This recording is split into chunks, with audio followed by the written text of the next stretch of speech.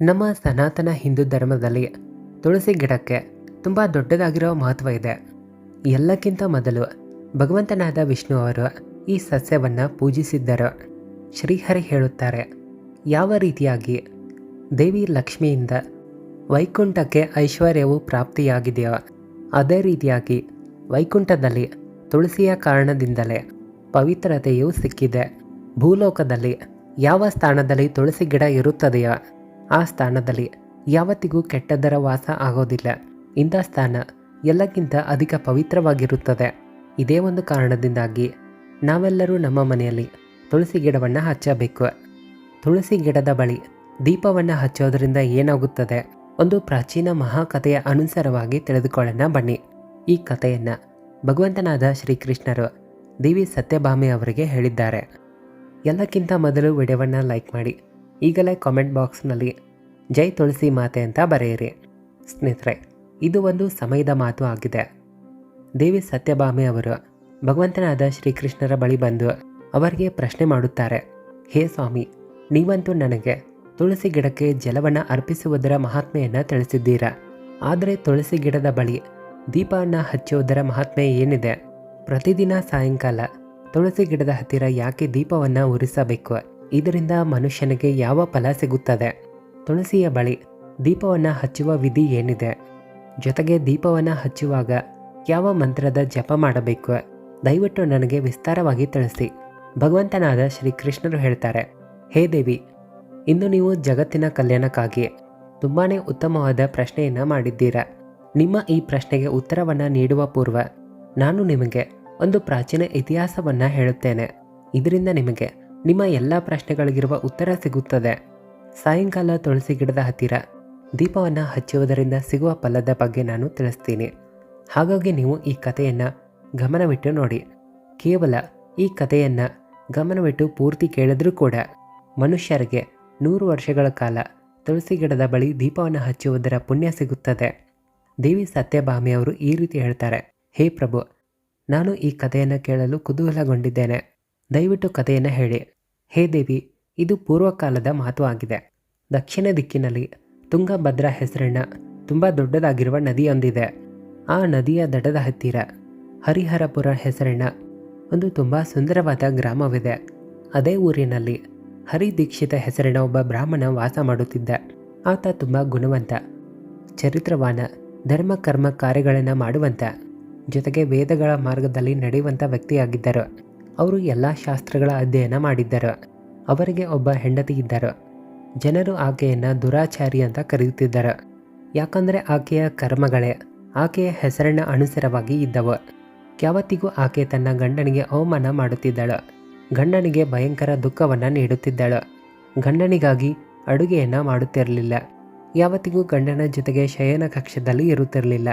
ಯಾವತ್ತಿಗೂ ಪ್ರೀತಿಯಿಂದ ನಡೆದುಕೊಂಡಿಲ್ಲ. ಗಂಡನ ಮಿತ್ರರು, ಕುಟುಂಬದವರು ಮನೆಗೆ ಬಂದರೆ ಆ ಸ್ತ್ರೀ ಅವರಿಗೆಲ್ಲ ಅವಮಾನ ಮಾಡಿ ಓಡಿಸುತ್ತಿದ್ದಳು. ಸ್ವತಃ ತಾನು ಕಾಮಭಾವನೆಯಲ್ಲಿ ಇದ್ದುಕೊಂಡು ನಿರಂತರವಾಗಿ ಬೇರೆ ವ್ಯಭಿಚಾರಿಣಿ ಸ್ತ್ರೀಯರೊಂದಿಗೆ ಸೇರಿ ಸಮಯ ವ್ಯರ್ಥ ಮಾಡುತ್ತಿದ್ದಳು. ಆಕೆಯ ಮನಸ್ಸು ಗಂಡನನ್ನು ಬಿಟ್ಟು ಪರಪುರುಷರಲ್ಲಿ ಇರುತ್ತಿತ್ತು. ಪರಪುರುಷರನ್ನು ತನ್ನ ಮೋಹದಲ್ಲಿ ವಶ ಮಾಡಿಕೊಳ್ಳಲು ಚೆನ್ನಾಗಿ ಶೃಂಗರಿಸಿಕೊಂಡು ಊರಿನಲ್ಲಿ ಸುತ್ತುತ್ತಿದ್ದಳು. ದುಷ್ಟಪುರುಷರೊಂದಿಗೆ ಸೇರಿ ಭೋಗವಿಲಾಸಗಳನ್ನು ಮಾಡುತ್ತಿದ್ದಳು. ಒಂದು ದಿನ ಆ ದುರಾಚಾರಿಣಿ ಸ್ತ್ರೀ ಕಾಡಿನಲ್ಲಿ ಹೋಗಿ ಒಂದು ವೃಕ್ಷದ ಬಳಿ ನಿಂತಳು. ಆಕೆಯ ಮನಸ್ಸು ಕಾಮದಿಂದ ತುಂಬಿತ್ತು. ಆಕೆ ಒಬ್ಬ ಸುಂದರಕಾಮಿ ಪುರುಷನ ದಾರಿಯನ್ನು ಕಾಯುತ್ತಿದ್ದಳು. ಆದರೆ ತುಂಬ ಸಮಯ ಕಳೆದ ನಂತರವೂ ಆ ಸ್ಥಾನದಲ್ಲಿ ಯಾವ ಪುರುಷರೂ ಬರಲಿಲ್ಲ. ಹಾಗಾಗಿ ಆಕೆಗೆ ತುಂಬ ದುಃಖ ಆಗುತ್ತದೆ. ಆ ದಿನ ಆಕೆಯ ಎಲ್ಲ ಶ್ರಮ ವ್ಯರ್ಥವಾಗುತ್ತದೆ. ಅಲ್ಲಿ ನಿಂತುಕೊಂಡು ಆಕೆ ನಾನಾ ಪ್ರಕಾರದಲ್ಲಿ ಮಾತುಗಳನ್ನಾಡಿದಳು. ಅದೇ ಕಾಡಿನಲ್ಲಿ ಒಂದು ಭಯಂಕರವಾದ ಹುಲಿಯು ವಾಸ ಮಾಡುತ್ತಿತ್ತು. ಆ ಪಾಪಿ ಸ್ತ್ರೀಯ ಧ್ವನಿಯನ್ನು ಕೇಳಿ ಆ ಹುಲಿಗೆ ಎಚ್ಚರವಾಗುತ್ತದೆ. ನಂತರ ಆಕೆಯನ್ನು ತಿನ್ನಲು ಮುಂದೆ ಬರುತ್ತದೆ. ಆ ಭಯಂಕರವಾದ ಹುಲಿಯನ್ನು ಕಂಡು ಆಕೆಗೆ ಬೆವರು ಇಳಿಯುತ್ತದೆ. ಭಯದಿಂದ ಆಕೆಗೆ ನಡುಗು ಬರುತ್ತದೆ. ಅಲ್ಲಿಂದ ಓಡುವಷ್ಟರಲ್ಲಿ ತಕ್ಷಣವೇ ಆ ಹುಲಿಯು ತನ್ನ ಕೈಗಳಿಂದ ಆಕೆಗೆ ಗಾಯ ಮಾಡುತ್ತದೆ. ಆಕೆ ಕೆಳಗೆ ಉರುಳಿ ಬೀಳುತ್ತಾಳೆ. ನೆಲದ ಮೇಲೆ ಬಿದ್ದ ತಕ್ಷಣ ಆ ಸ್ತ್ರೀ ಈ ರೀತಿ ಹೇಳುತ್ತಾಳೆ, ಅರೆ ಹುಲಿ ರಾಜ, ನೀನು ಯಾಕೆ ಬಂದಿದ್ದೀಯಾ? ನನಗೆ ಯಾಕೆ ಹೊಡೆಯುತ್ತಿದ್ದೀಯಾ? ನಾನು ಇಲ್ಲಿ ನನ್ನ ಪ್ರಿಯತಮನನ್ನು ಹುಡುಕುತ್ತಿದ್ದೆ. ನೀನು ನನ್ನನ್ನು ಬಿಡು.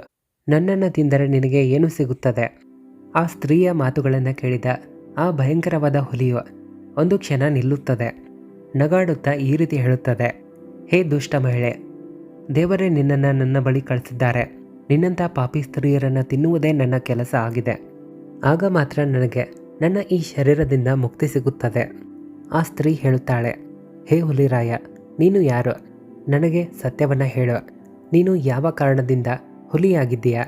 ನೀನು ನನ್ನಂಥ ಸ್ತ್ರೀಯರನ್ನು ಯಾಕೆ ತಿನ್ನುತ್ತಿದ್ದೀಯಾ? ಮೊದಲು ನನಗೆ ಎಲ್ಲ ವಿಚಾರವನ್ನು ತಿಳಿಸು, ನಂತರ ನನ್ನನ್ನು ತಿಂದುಬಿಡು. ನಂತರ ಆ ಹುಲಿ ಹೇಳುತ್ತದೆ, ಹೇ ಪಾಪಿ, ನಾನು ನಿನಗೆ ನನ್ನ ಹಿಂದಿನ ಜನ್ಮದ ಕಥೆಯನ್ನು ಹೇಳುತ್ತೇನೆ. ಪೂರ್ವಕಾಲದಲ್ಲಿ ದಕ್ಷಿಣ ದೇಶದಲ್ಲಿ ಮಲ್ಲಬಹ ಹೆಸರಿನ ಒಂದು ನದಿ ಇದೆ. ಆ ನದಿಯ ದಡದಲ್ಲಿ ಒಂದು ಮುನಿಪರ್ಣ ಹೆಸರಿನ ನಗರ ಇದೆ. ಆ ನಗರದಲ್ಲಿ ನಾನು ವಾಸ ಮಾಡುತ್ತಿದ್ದೆ. ನಾನು ಒಬ್ಬ ಬ್ರಾಹ್ಮಣನ ಪುತ್ರನಾಗಿದ್ದೆ. ನದಿಯ ದಡದಲ್ಲಿ ಕುಳಿತು ಯಜ್ಞ ಇತ್ಯಾದಿ ಕಾರ್ಯಗಳನ್ನು ಮಾಡುತ್ತಿದ್ದೆ. ನಾನು ಆ ಜನ್ಮದಲ್ಲಿ ಅನೇಕ ಪಾಪಿ ವ್ಯಕ್ತಿಗಳಿಗಾಗಿ ಯಜ್ಞವನ್ನು ಮಾಡಿದೆ. ಪಾಪಿ ಜನರ ಮನೆಯಲ್ಲಿ ಊಟವನ್ನು ಮಾಡಿದೆ. ನಾನು ಧನ ಸಂಪತ್ತಿನ ಲೋಭದಲ್ಲಿ ಅನೇಕ ಪಾಪಿಗಳಿಗೋಸ್ಕರ ಕಾರ್ಯವನ್ನು ಮಾಡಿದೆ. ಯಾವ ವಸ್ತುಗಳನ್ನು ದಾನದ ರೂಪದಲ್ಲಿ ಬ್ರಾಹ್ಮಣರು ತೆಗೆದುಕೊಳ್ಳಬಾರದು ಆ ವಸ್ತುಗಳ ದಾನವನ್ನು ಕೂಡ ನಾನು ಗ್ರಹಿಸಿದೆ. ಸಾಲವಾಗಿ ಬೇರೆಯವರ ಧನವನ್ನು ನಾನು ತೆಗೆದುಕೊಳ್ಳುತ್ತಿದ್ದೆ, ಆದರೆ ಮರಳಿ ಕೊಡುತ್ತಿರಲಿಲ್ಲ. ಈ ರೀತಿಯಾಗಿ ನಾನು ಹಲವಾರು ವರ್ಷಗಳ ಕಾಲ ಪಾಪವನ್ನು ಮಾಡಿದೆ. ಪೂರ್ತಿ ವಯಸ್ಸಾಗಿ ಮುದುಕ ಆದ ನಂತರವೂ ದಾನವನ್ನು ಪಡೆಯುವ ಆಸೆ ತೀರಲಿಲ್ಲ. ನಾನು ಪಾಪಕರ್ಮಗಳನ್ನು ಮಾಡುತ್ತಲೇ ಹೋದೆ. ಒಂದು ದಿನ ಧನದ ಲೋಭದಿಂದ ನದಿಯ ದಡದತ್ತ ನಾನು ಹೋದೆನು. ಬೇರೆ ಕೆಟ್ಟ ಬ್ರಾಹ್ಮಣ ವ್ಯಕ್ತಿಗಳೊಂದಿಗೆ ಸೇರಿ ಜನರಿಗೆ ಮೋಸ ಮಾಡಿದ್ವಿ. ಸುಳ್ಳು ಮಂತ್ರ ವಚನಗಳನ್ನು ಹೇಳಿ ನಾವು ಯಾವ ವಿಧಿ ಇಲ್ಲದೆ ದೇವಣ ದೇವತೆಗಳ ಪೂಜೆಯನ್ನು ಮಾಡಿದೆವು. ಬಹಳಷ್ಟು ಧನ ಸಂಪತ್ತನ್ನು ದಾನದ ರೂಪದಲ್ಲಿ ತೆಗೆದುಕೊಂಡೆವು. ನಂತರ ಅದೇ ಸ್ಥಾನದಲ್ಲಿ ಒಂದು ಅನಾರೋಗ್ಯ ನಾಯಿಯು ನನ್ನ ಕಾಲನ್ನು ಕಚ್ಚಿತು. ನಾನು ಮೂರ್ಛೆಗೆ ಒಳಗಾಗಿ ಬಿದ್ದೆನು. ಅದೇ ಕ್ಷಣ ನನ್ನ ಪ್ರಾಣವೂ ಕೂಡ ಹೋಯಿತು. ನಂತರ ಯಮನ ಇಬ್ಬರು ದೂತರು ಆ ಸ್ಥಾನದಲ್ಲಿ ಪ್ರಕಟಗೊಂಡರು. ನನ್ನನ್ನು ಹಿಡಿದುಕೊಂಡು ಯಮಪುರಿಗೆ ಕರೆದೊಯ್ದರು. ಅಲ್ಲಿ ಯಮರಾಜರು ಚಿತ್ರಗುಪ್ತರಿಗೆ ನನ್ನ ಎಲ್ಲ ಪಾಪಕರ್ಮಗಳ ಬಗ್ಗೆ ಲೆಕ್ಕಾಚಾರ ಹಾಕಲು ಹೇಳುತ್ತಾರೆ. ನಂತರ ಚಿತ್ರಗುಪ್ತರು ಹೇಳ್ತಾರೆ, ಹೇ ಧರ್ಮರಾಜರೇ, ಈ ಬ್ರಾಹ್ಮಣ ದೊಡ್ಡದಾಗಿರುವ ಪಾಪವನ್ನು ಮಾಡಿದ್ದಾನೆ. ಈತ ಬೇರೆಯವರಿಗೆ ಸುಳ್ಳು ಹೇಳಿ ಅವರ ಧನ ಸಂಪತ್ತನ್ನು ಲೂಟಿ ಮಾಡಿದ್ದಾನೆ. ವಿಧಿಯಿಂದ ಪೂಜೆ ಮಾಡದೆ ಸುಳ್ಳು ಮಂತ್ರಗಳನ್ನು ಜಪ ಮಾಡಿ ದೇವರಿಗೆ ಅವಮಾನ ಮಾಡಿದ್ದಾನೆ. ಹಾಗಾಗಿ ಈ ಪಾಪಿ ಬ್ರಾಹ್ಮಣ ಕೇವಲ ನರಕಕ್ಕೆ ಹೋಗಲು ಯೋಗ್ಯನಾಗಿದ್ದಾನೆ. ನಂತರ ಯಮರಾಜರು ತಮ್ಮ ದೂತರಿಗೆ ಆದೇಶವನ್ನು ಕೊಟ್ಟರು. ನಂತರ ಅಗ್ನಿಯಲ್ಲಿ ಆ ಬ್ರಾಹ್ಮಣನನ್ನು ಹಾಕಿದರು. ಅನೇಕ ವರ್ಷಗಳ ಕಾಲ ನರಕದಲ್ಲಿ ಶಿಕ್ಷೆಯನ್ನು ಅನುಭವಿಸಿದ ನಂತರ ನನಗೆ ಹುಲಿಯ ಶರೀರ ಸಿಕ್ಕಿತು. ನಂತರ ನಾನು ಈ ದಟ್ಟದಾಗಿರುವ ಕಾಡಿನಲ್ಲಿ ವಾಸ ಮಾಡಲು ಶುರು ಮಾಡಿದೆ. ನಾನು ನನ್ನ ಪೂರ್ವ ಜನ್ಮದ ಪಾಪಗಳನ್ನು ನೆನಪಿಸಿಕೊಂಡು ಯಾವತ್ತಿಗೂ ಮಹಾತ್ಮರು, ಸಾಧು ಪುರುಷರು ಜೊತೆಗೆ ಒಳ್ಳೆಯ ಸ್ತ್ರೀಯರ ಭಕ್ಷಣೆ ಮಾಡೋದಿಲ್ಲ. ನಾನು ಕೇವಲ ಪಾಪಿ, ದುರಾಚಾರಿ, ಕೆಟ್ಟ ಸ್ತ್ರೀಯರ ಭಕ್ಷಣೆಯನ್ನು ಮಾಡುತ್ತೇನೆ. ಇದರಿಂದ ನನಗೆ ಪಾಪದಿಂದ ಮುಕ್ತಿ ಸಿಗುತ್ತದೆ. ಈ ರೀತಿಯಾಗಿ ಆ ಹುಲಿಯು ತನ್ನ ಪೂರ್ವ ಜನ್ಮದ ಕಥೆಯನ್ನು ಹೇಳುತ್ತದೆ. ನಂತರ ಆ ಸ್ತ್ರೀಗೆ ಈ ರೀತಿ ಹೇಳುತ್ತದೆ, ನಿನ್ನ ಆಚರಣೆಯಿಂದ ನೀನು ಕೆಟ್ಟವಳು ಅಂತ ನೇರವಾಗಿ ಗೊತ್ತಾಗುತ್ತದೆ. ಇಷ್ಟು ಹೇಳಿದ ನಂತರ ಆ ಹುಲಿಯು ಆಕೆಯನ್ನು ತುಂಡು ಮಾಡಿ ತಿಂದು ಬಿಡುತ್ತದೆ. ನಂತರ ಆ ಸ್ಥಾನದಲ್ಲಿ ಯಮನ 2 ದೂತರು ಬರುತ್ತಾರೆ. ಆ ಸ್ತ್ರೀಯನ್ನು ಎಳೆದುಕೊಂಡು ಯಮಪುರಿಗೆ ಹೋಗುತ್ತಾರೆ. ನಂತರ ಚಿತ್ರಗುಪ್ತರು ಆಕೆಯ ಎಲ್ಲ ಪಾಪ ಪುಣ್ಯಗಳ ಲೆಕ್ಕಾಚಾರವನ್ನು ತೆಗೆಯುತ್ತಾರೆ. ಯಮರಾಜರೇ, ಈಕೆ ಅಂತೂ ದೊಡ್ಡ ಪಾಪಿ ವ್ಯಕ್ತಿಯಾಗಿದ್ದಾಳೆ. ಈಕೆಯ ಪಾಪವನ್ನು ಕೇಳಿದ ಯಮರಾಜರು ಅಗ್ನಿಯಿಂದ ತುಂಬಿದ ಕೊಡದಲ್ಲಿ ಆಕೆಯನ್ನು ಹಾಕುತ್ತಾರೆ. ಅನೇಕ ವರ್ಷಗಳ ಕಾಲ ಆ ಗಡಿಗೆಯಲ್ಲಿ ಆಕೆಯನ್ನು ಕುದಿಸುತ್ತಾರೆ. ನಂತರ ಬೇರೆ ನರಕದಲ್ಲಿ ಹಾಕುತ್ತಾರೆ. ಈ ರೀತಿಯಾಗಿ ಅನೇಕ ವರ್ಷಗಳ ತನಕ ಬೇರೆ ಬೇರೆ ನರಕದಲ್ಲಿ ಆಕೆಯನ್ನು ಹಾಕಿದ್ದಾರೆ. ನರಕದಲ್ಲಿ ಕಷ್ಟಗಳನ್ನು ಅನುಭವಿಸಿದ ನಂತರ ಮರಳಿ ಭೂಮಿಯ ಮೇಲೆ ಸ್ತ್ರೀಯಾಗಿ ಹುಟ್ಟಿ ಚಾಂಡಾಲಿನಿ ರೂಪದಲ್ಲಿ ಉತ್ಪತ್ತಿಯಾದರು. ಚಾಂಡಾಲನ ಮನೆಯಲ್ಲಿ ಹುಟ್ಟಿ ಆಕೆ ಅನೇಕ ಪಾಪಗಳನ್ನು ಮಾಡಿದಳು. ಅನೇಕ ಪಾಪಿ ಪುರುಷರೊಂದಿಗೆ ವ್ಯವಹಾರ ಮಾಡಿದಳು. ನಂತರ ಕೆಲವು ಸಮಯದ ನಂತರ ಪೂರ್ವ ಜನ್ಮದ ಪಾಪಗಳ ಕಾರಣದಿಂದಾಗಿ ಆಕೆಗೆ ಕುಷ್ಠರೋಗ ಬರುತ್ತದೆ. ಇದೇ ರೀತಿಯಾಗಿ ನೋವನ್ನು ಅನುಭವಿಸುತ್ತಾ ಆಕೆ ದಿನಗಳನ್ನು ಕಳೆಯುತ್ತಾಳೆ. ಒಂದು ದಿನ ಆಕೆ ತೀರ್ಥದಲ್ಲಿ ಸ್ನಾನ ಮಾಡುವ ಉದ್ದೇಶದಿಂದ ಅಂತಃಪುರಕ್ಕೆ ಹೋಗುತ್ತಾಳೆ. ಅಲ್ಲಿ ಆಕೆ ಒಂದು ಆಶ್ರಮದ ಆಚೆ ವಾಸ ಮಾಡಲು ಶುರು ಮಾಡಿದಳು. ಆ ಆಶ್ರಮದಲ್ಲಿ ಒಂದು ತುಳಸಿ ಗಿಡವಿತ್ತು. ಬೇರೆ ಸ್ತ್ರೀಯರು ಆ ತುಳಸಿ ಗಿಡದ ಹತ್ತಿರ ದೀಪವನ್ನು ಹಚ್ಚುತ್ತಿರುವುದನ್ನು ಕಂಡು ಆ ಪಾಪಿ ಸ್ತ್ರೀ ಕೂಡ ಅದನ್ನೇ ಮಾಡುತ್ತಾಳೆ. ಆಕೆ ತುಳಸಿ ಗಿಡದ ಹತ್ತಿರ ಒಂದು ದೀಪವನ್ನು ಹಚ್ಚಿದಳು.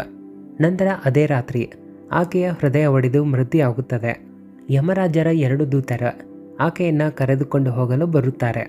ಹೇಗೆ ಯಮದೂತರು ತಮ್ಮ ಪಾಶವನ್ನು ಆಕೆಗೆ ಕಟ್ಟಿ ಎಳೆದುಕೊಂಡು ಹೋಗಲು ಶುರು ಮಾಡುತ್ತಾರೆ, ಅದೇ ಸಮಯದಲ್ಲಿ ಭಗವಂತನಾದ ವಿಷ್ಣುವಿನ 2 ದೂತರು ಆ ಸ್ಥಳಕ್ಕೆ ಬರುತ್ತಾರೆ. ಅವರು ಆ ದೂತರನ್ನು ತಡೆಯುತ್ತಾರೆ. ನಂತರ ಈ ರೀತಿ ಹೇಳುತ್ತಾರೆ, ಹೇ ದೂತರೆ, ನೀವು ಈ ಮಹಿಳೆಯನ್ನು ಬಿಟ್ಟುಬಿಡಿ. ಈ ಸ್ತ್ರೀ ನರಕಕ್ಕೆ ಹೋಗಲು ಯೋಗ್ಯಳಲ್ಲ. ನೀವು ಯಾರ ಈ ಆದೇಶದಿಂದ ಅಧರ್ಮವನ್ನು ಮಾಡುತ್ತಿದ್ದೀರಾ? ನಂತರ ಯಮನ ದೂತರು ಹೇಳುತ್ತಾರೆ, ಹೇ ಪಾರ್ಶರೆ, ನಾವು ಯಮರಾಜರ ಆದೇಶದಿಂದ ಈ ಪಾಪಿ ಸ್ತ್ರೀಯನ್ನು ಕರೆದುಕೊಂಡು ಹೋಗುತ್ತಿದ್ದೇವೆ. ಆದರೆ ನೀವು ನಮ್ಮನ್ನು ಯಾವ ಕಾರಣದಿಂದ ತಡೆಯುತ್ತಿದ್ದೀರಾ? ಈ ಸ್ತ್ರೀ ದೊಡ್ಡ ಪಾಪಿಯಾಗಿದ್ದಾಳೆ. ನಂತರ ಪಾರ್ಶ್ವರು ಹೇಳುತ್ತಾರೆ, ಹೇ ದೂತರೆ, ಈ ಸ್ತ್ರೀಯಂತೂ ವಿಷ್ಣು ಭಕ್ತೆಯಾಗಿದ್ದಾಳೆ. ಈಕೆ ನರಕಕ್ಕೆ ಹೋಗಲು ಯೋಗ್ಯಳಲ್ಲ. ಈಕೆ ಸಾಯಂಕಾಲ ತುಳಸಿ ಗಿಡದ ಹತ್ತಿರ ದೀಪವನ್ನು ಹಚ್ಚಿದ್ದಾಳೆ. ಇದೇ ಒಂದು ಕಾರಣದಿಂದಾಗಿ ಈಕೆಯ ಎಲ್ಲ ಪಾಪಗಳು ನಷ್ಟವಾಗಿವೆ. ಹಾಗಾಗಿ ಈಕೆ ನರಕಕ್ಕೆ ಹೋಗಲು ಯೋಗ್ಯಳಲ್ಲ. ಈಕೆ ಸ್ವರ್ಗದ ಅಧಿಕಾರಿಯಾಗಿದ್ದಾಳೆ. ಆ ಪಾರ್ಶ್ವದರ ಮಾತುಗಳನ್ನು ಕೇಳಿ ಯಮದೂತರು ಆ ಸ್ತ್ರೀಯನ್ನು ಅಲ್ಲಿಯೇ ಬಿಟ್ಟು ಹೋಗುತ್ತಾರೆ. ಯಮಲೋಕಕ್ಕೆ ಹೋದ ನಂತರ ಅಲ್ಲಿ ಯಮರಾಜರಿಗೆ ಎಲ್ಲ ವಿಷಯವನ್ನು ದೂತರು ಹೇಳುತ್ತಾರೆ. ನಂತರ ಭಗವಂತನಾದ ವಿಷ್ಣುವಿನ ಪಾರ್ಶ್ವದರು ಆ ಮಹಿಳೆಯನ್ನು ದಿವ್ಯವಾದ ವಿಮಾನದಲ್ಲಿ ಕೂರಿಸಿಕೊಂಡು ಸ್ವರ್ಗಲೋಕಕ್ಕೆ ಕರೆದುಕೊಂಡು ಹೋಗುತ್ತಾರೆ. ಭಗವಂತನಾದ ಶ್ರೀಕೃಷ್ಣರು ಹೇಳುತ್ತಾರೆ, ಹೇ ದೇವಿ ಸತ್ಯಭಾಮೆ, ಈ ರೀತಿಯಾಗಿ ಕೇವಲ ತುಳಸಿ ಗಿಡದ ಮುಂದೆ ದೀಪವನ್ನು ಹಚ್ಚಿದರೂ ಮನುಷ್ಯನ ಎಲ್ಲ ಪಾಪಗಳು ನಷ್ಟವಾಗುತ್ತವೆ. ಯಾವ ಸ್ತ್ರೀ ಪ್ರತಿನಿತ್ಯ ಸಾಯಂಕಾಲ ತುಳಸಿ ಗಿಡದ ಹತ್ತಿರ ದೀಪವನ್ನು ಹಚ್ಚುತ್ತಾಳೋ ಆಕೆ ಸೌಭಾಗ್ಯವತಿ ಆಗುತ್ತಾಳೆ. ಆಕೆಯ ಪೂರ್ವ ಜನ್ಮದ ಎಲ್ಲ ಪಾಪಗಳು ನಷ್ಟವಾಗುತ್ತವೆ. ಆಕೆಗೆ ಸುಖ ಸಮೃದ್ಧಿಯ ಪ್ರಾಪ್ತಿಯೂ ಆಗುತ್ತದೆ. ಪ್ರತಿದಿನ ತುಳಸಿ ಗಿಡದ ಹತ್ತಿರ ದೀಪವನ್ನು ಹಚ್ಚುವಂಥ ಸಮಯದಲ್ಲಿ ಈ ಒಂದು ಮಂತ್ರವನ್ನು ಉಚ್ಚರಿಸಬೇಕು. ಮಂತ್ರವು ಈ ಪ್ರಕಾರದಲ್ಲಿದೆ, ಓಂ ತುಳಸಿ ದೇವಿ ಚ ವಿದ್ಮಹೆ ವಿಷ್ಣು ಪ್ರಿಯೇ ಚ ಧೀಮಹಿ ತನ್ನೋವರಿಂದ ಪ್ರಚೋದಯಾತ್.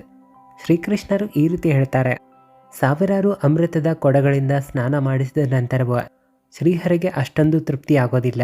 ಅದು ಮನುಷ್ಯರ ಮೂಲಕ ತುಳಸಿ ಗಿಡದ ಒಂದು ಎಲೆಯನ್ನು ಅರ್ಪಿಸಿದಾಗ ಸಿಗುತ್ತದೆ. 10,000 ಗೋದಾನದಿಂದ ಮನುಷ್ಯರು ಯಾವ ಫಲವನ್ನು ಪಡೆದುಕೊಳ್ತಾರೋ ಅದೇ ಫಲವನ್ನು ತುಳಸಿ ಪತ್ರದ ದಾನದಿಂದ ಪಡೆದುಕೊಳ್ತಾರೆ.